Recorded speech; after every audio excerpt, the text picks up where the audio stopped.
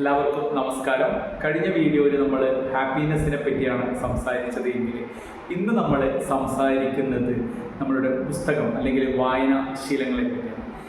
വായനാശീലം നമുക്കൊക്കെ അറിയാം, വളരെ മനോഹരമായ ഒരു റിച്ച് ഹാബിറ്റാണെന്ന് പറയാം. നമ്മൾ പറയാറുണ്ട് all leaders are readers but all readers are not leaders എന്ന് പറയുന്നത് അല്ലെ.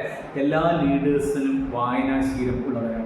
നമ്മൾ ഇന്ന് ജീവിച്ചിരിക്കുന്നവരെ വെച്ച് നമ്മൾ നോക്കുവാണെങ്കിൽ ഇപ്പോൾ ബിസിനസ്സിലൊക്കെ നന്നായിട്ട് തിളങ്ങുന്ന ബിൽ ഗേറ്റ്സ് ആയാലും അതേപോലെ തന്നെ എലൻ മാസ്കിൻ്റെ ഒക്കെ ജീവിതം നമ്മൾ നോക്കുവാണെങ്കിൽ ബിൽ ഗേറ്റ്സ് ഒരു വർഷം 50 പുസ്തകങ്ങളോട് വായിക്കാറുണ്ട് എന്നാണ് പറയാറ്.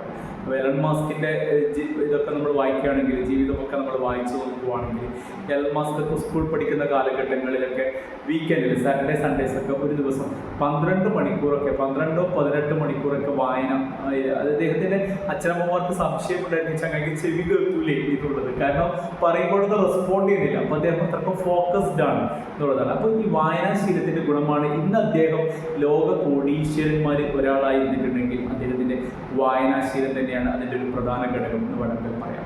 വായിക്കുമ്പോൾ എന്താണ് നമുക്ക് കിട്ടുന്നത് എന്നുള്ളത് നമുക്കറിയാം. വളരെ മനോഹരമായ ഒരുപാട് കൃതികൾ നമ്മൾ മലയാളത്തിലായാലും എം ടി വാസുദേവൻ നായർ സാറിൻ്റെ ആയാലും പിന്നെ ബഷീറിൻ്റെ ആയാലും അങ്ങനെ ഒരുപാട് സേതുവിൻ്റെ ആയാലും ടി ഡി രാമകൃഷ്ണൻ്റെ ആയാലും VK-ൻ്റെ ആയാലും ഒക്കെ ഒരുപാട് നല്ല നല്ല പുസ്തകങ്ങൾ നമുക്ക് ഒരുപാട് നല്ല സമ്പന്നമാണ് നമ്മുടെ മലയാള സാഹിത്യം. മലയാള സാഹിത്യം മാത്രമല്ല സെൽഫ് ഹെൽപ്പ് ബുക്കുകൾ അതും നമ്മൾ എന്ത് ചെയ്യണം, വായിക്കണം എന്നുള്ളതാണ്. എന്ത് ആകണം എന്നുള്ളത് നമ്മളോട് പറഞ്ഞു തരുന്ന ബുക്കുകളാണ് സെൽഫ് ഹെൽപ്പ് ബുക്കുകൾ എന്ന് വേണമെങ്കിൽ പറയാം. ഇപ്പോൾ തിങ്ക് ആൻഡ് ഗ്രോ റിച്ച് ആയാലും റിച്ച് ഡാഡ് പൂർ ഡാഡ് ആയാലും ബ്രിയാൻ ട്രേസി ബുക്കുകളായാലും ഇപ്പോൾ പിന്നെ റോബിൻ ശർമ്മൻ്റെ ബുക്കുകളായാലും ഇതൊക്കെ നമ്മളെ എങ്ങനെ ജീവിക്കണം എന്ന് നമുക്ക് പറഞ്ഞു തരുന്ന പുസ്തകങ്ങളാണ്. തീർച്ചയായിട്ടും പുസ്തകങ്ങളെ നമ്മൾ എന്ത് ചെയ്യണം, നമ്മൾ സുഹൃത്തുക്കളാക്കി മാറ്റണം എന്നുള്ളതാണ്.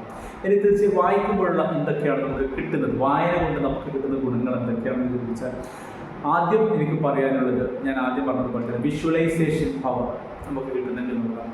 നമുക്കറിയാം ഓരോ പുസ്തകങ്ങൾക്കും എസ്കേപ്പിൻ്റെ ഗാർഡിൻ്റെയൊക്കെ പുസ്തകങ്ങൾ നമ്മൾ വായിക്കുമ്പോൾ യാത്രാ വിവരണങ്ങളൊക്കെ വായിക്കുമ്പോൾ നമ്മളറിയാതെ പിന്നെ ആ ഒരു സ്ഥലത്തൊക്കെ നമ്മൾ സഞ്ചരിക്കാറുണ്ട്. ഇപ്പം സേതുവിൻ്റെ ബുക്കൊക്കെ വായിക്കുമ്പോൾ പിന്നെ ചില പുസ്തകങ്ങളൊക്കെ വായിക്കുമ്പോൾ നമ്മളറിയാതെ ആ ഒരു ഏരിയയിലൊക്കെ നമ്മൾ സഞ്ചരിക്കാറുണ്ട്. നമ്മുടെ വിഷ്വലൈസേഷൻ കപ്പാസിറ്റി ബഷീറിൻ്റെ ആയാലും MT-ൻ്റെ ആയാലും സാഹിത്യ പുസ്തകങ്ങളൊക്കെ നമ്മൾ വായിക്കുമ്പോൾ നമ്മളിൽ വിഷ്വലൈസേഷൻസ് ഉണ്ടാകാറുണ്ട് എന്നുള്ളതാണ്. ഈ വിഷ്വലൈസേഷൻ വളരെ ഇമ്പോർട്ടൻ്റ് ആണ് നമ്മളുടെ ഒരു ജീവിത വിജയത്തിൽ.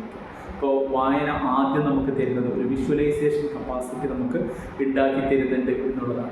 രണ്ടാമത് എനിക്ക് തോന്നുന്നു കമ്മ്യൂണിക്കേഷൻ. രണ്ടാമത് വായന കൊണ്ട് നമുക്ക് കിട്ടുന്നതാണ് നല്ലൊരു കമ്മ്യൂണിക്കേഷൻ. ഇപ്പോൾ നമ്മൾ ബാംഗ്ലൂരിലൊക്കെ നമ്മൾ പോവുകയാണെങ്കിൽ ഇവിടെയൊക്കെ നമ്മൾ ജസ്റ്റ് ഇംഗ്ലീഷ് നമ്മൾ സംസാരിച്ചാൽ ഓക്കെയാണ്, പിന്നെ ഓക്കെ ഇംഗ്ലീഷ് സംസാരിക്കാം എന്ന് പറയും. ബാംഗ്ലൂരിലൊക്കെ നമുക്ക് പോകുമ്പോൾ അവിടെ നമ്മൾ പോയാൽ 2 വിധത്തിലുള്ള ഇംഗ്ലീഷ്, ഒരു സ്റ്റാൻഡേർഡ് ഇംഗ്ലീഷും പിന്നെ ഒരു സാധാരണക്കാരൻ്റെ ഇംഗ്ലീഷും എന്നുള്ളത്. സ്റ്റാൻഡേർഡ് ഇംഗ്ലീഷ് സംസാരിക്കുമ്പോൾ നമ്മളൊന്ന് പഠിച്ചാൽ നമ്മൾ പിന്നെ ചിന്തിക്കുന്നതാണ് ഇതൊന്നും എക്സ്പേർട്ടാണ്. ഒരു സ്റ്റാൻഡേർഡ് ഇപ്പോൾ ബാംഗ്ലൂരിൽ താമസിച്ച സമയത്തൊക്കെ ഇംഗ്ലീഷ് കമ്മ്യൂണിക്കേറ്റ് ചെയ്യും. പക്ഷെ ഞാൻ ചിന്തിച്ചത് എങ്ങനെ ഒരു സ്റ്റാൻഡേർഡ് ഇംഗ്ലീഷ് ആകാം എന്നുള്ളതാണ്. അപ്പോൾ ഹിന്ദുവിൻ്റെ ഫ്രണ്ട് ലൈൻ പോലുള്ള ഹിന്ദു ന്യൂസ് പേപ്പറും ഫ്രണ്ട് ലൈൻ പോലുള്ളതൊക്കെയാണ് നമ്മളത് യൂസ് ചെയ്യുക. കാരണം അതിലൊക്കെ വളരെ മനോഹരമായ ഇംഗ്ലീഷ് വാക്കുകളുണ്ട്. അപ്പോൾ നമ്മൾ അങ്ങനെയുള്ള വാക്കുകൾ നമ്മളുടെ കമ്മ്യൂണിക്കേഷൻസിൽ ആഡ് ചെയ്യുമ്പോൾ നമുക്കൊരു സ്റ്റാൻഡേർഡ് ആൾക്കാർ തരും എന്നുള്ളതാണ്. ഇങ്ങനൊരു സ്റ്റാൻഡേർഡ് നമുക്ക് കിട്ടണമെങ്കിൽ നമ്മൾ നല്ലൊരു റീഡർ ആകണം. നല്ല നല്ല വാക്കുകൾ നമ്മളുടെ സംസാരത്തിലേക്ക് നമുക്ക് കൊണ്ടുവരണമെങ്കിൽ നമുക്ക് നല്ലൊരു വായനക്കാരനാകണം. ചില ആളുടെ മലയാളം കേൾക്കാൻ തന്നെ വളരെ രസമാണ്. കാരണം ഇങ്ങനെയൊക്കെ മലയാള ഭാഷയുണ്ട്, മലയാളത്തിൽ വാക്കുകളുണ്ടോ നമുക്ക് തോന്നിപ്പോകും. അപ്പോൾ അതെന്തുകൊണ്ട് കിട്ടുന്നു എന്ന് വെച്ചാൽ നല്ലൊരു വായനാശീലമുള്ളവർക്കാണ് നല്ലൊരു വൊക്കാബുലറിയും അതവർക്ക് കമ്മ്യൂണിക്കേഷൻസിലൊക്കെ വളരെ നന്നാവാറുണ്ട് എന്നുള്ളതാണ്.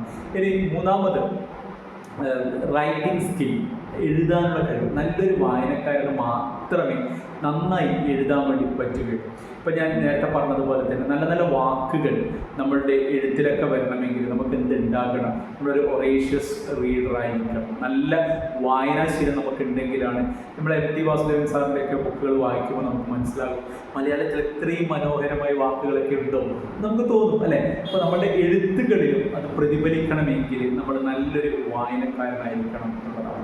ഇനി നാലാമത്തെ കാര്യം ക്യാരക്ടർ.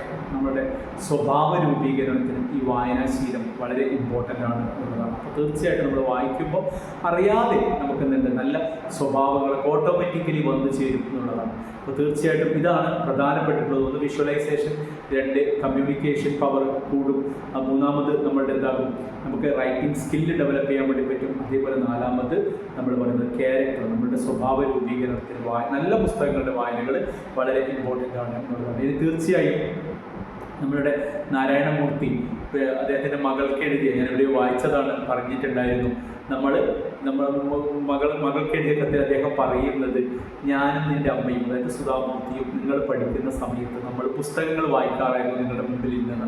അപ്പോൾ തീർച്ചയായും നമ്മൾ റോൾ മോഡലുകളാണ് നമ്മളുടെ മക്കൾക്ക്. അപ്പോൾ നമ്മൾ മൊബൈൽ നോക്കിക്കൊണ്ട് നമ്മൾ മക്കളോട് പറഞ്ഞാൽ അത് ചെയ്യാൻ പാടില്ല കേട്ടോ, മൊബൈൽ നോക്കാൻ പാടില്ല എന്ന് പറഞ്ഞാൽ അവർ ആരെയാണ് മാതൃകയാക്കുന്നത്? നമ്മളെയാണ് മാതൃകയാക്കുന്നത്. അപ്പോൾ തീർച്ചയായും നമ്മൾ എന്ത് ചെയ്യണം, നമ്മൾ അവരുടെ മുമ്പിൽ ഇങ്ങനെയുള്ള കാര്യങ്ങളൊക്കെ നമ്മൾ വായനാശീലമൊക്കെ ചെയ്യുകയാണെങ്കിൽ, നല്ല നല്ല ബുക്സുകളും ഒക്കെ നമ്മൾ ചെയ്യാൻ പറ്റുകയാണെങ്കിൽ നമുക്ക് എന്ത് ചെയ്യും, നല്ലൊരു സമൂഹത്തെ, നല്ലൊരു സൊസൈറ്റിയെ നമുക്ക് വളർത്തിയെടുക്കാൻ വേണ്ടി പറ്റും എന്നുള്ളതാണ്.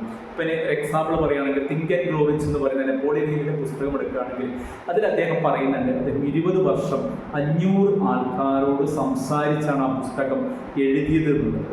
ഒരിക്കലും നമ്മൾ ഒരു PDF വായിച്ചിട്ട് അദ്ദേഹം എഴുതിയതിനെ നമ്മൾ ലഘൂകരിക്കാൻ പാടില്ല. കഴിയുമെങ്കിൽ ഇങ്ങനെയുള്ള പുസ്തകങ്ങളൊക്കെ പൈസ കൊടുത്ത് തന്നെ വാങ്ങാൻ ശ്രമിക്കുക. കാരണം എന്താണെന്ന് കരുതിയാൽ ഇതിൽ അവർ ഒരുപാട് കാലത്തെ അവരുടെ പ്രവർത്തനത്തിൻ്റെ ഫലമാണ് ഇങ്ങനെയുള്ള സെൽഫ് ഹെൽപ്പ് ബുക്കുകളൊക്കെ ഉണ്ടാകുന്നത്. സെൽഫ് ഹെൽപ്പ് ബുക്കുകൾ മാത്രമല്ല, ഇങ്ങനെ നോവൽ സാഹിത്യമായാലും. പക്ഷേ നമ്മൾ ഇതിനെ ലഘൂകരിച്ച് നമ്മളത് PDF ഡൗൺലോഡ് ഇതൊക്കെ ചെയ്യുമ്പോൾ നമ്മൾ ആ ഗുരുക്കന്മാരെ നിന്ദിക്കുകയാണ് ചെയ്യുന്നത്. അങ്ങനെ ചെയ്യരുത്. പറ്റുമെങ്കിൽ അതിൻ്റെ ഹാർഡ് കോപ്പി തന്നെ വാങ്ങുക. അത് നമ്മളൊരു കാര്യം പഠിക്കുമ്പോൾ നമ്മൾ എന്ത് ചെയ്യണം, ദക്ഷിണ കൊടുക്കണം. അത് ഗുരുദക്ഷിണയായി കൺസിഡർ ചെയ്യാം. കഴിയുന്നതും പുസ്തകങ്ങൾ പൈസ കൊടുത്ത് തന്നെ വായിക്കാൻ ശ്രമിക്കുക. കാരണം അത് അവർക്ക് ആ ഒരു ഗുരുവിന് നമ്മൾ കൊടുക്കുന്ന ഗുരുദക്ഷിണയാണ് എന്നുള്ളതാണ്. പിന്നീട് ഒരു പുസ്തകം നമ്മൾ സെലക്ട് ചെയ്യുമ്പോൾ നമ്മൾ എന്തൊക്കെ കാര്യങ്ങളാണ് ശ്രദ്ധിക്കാറ് എന്നുള്ളതാണ്.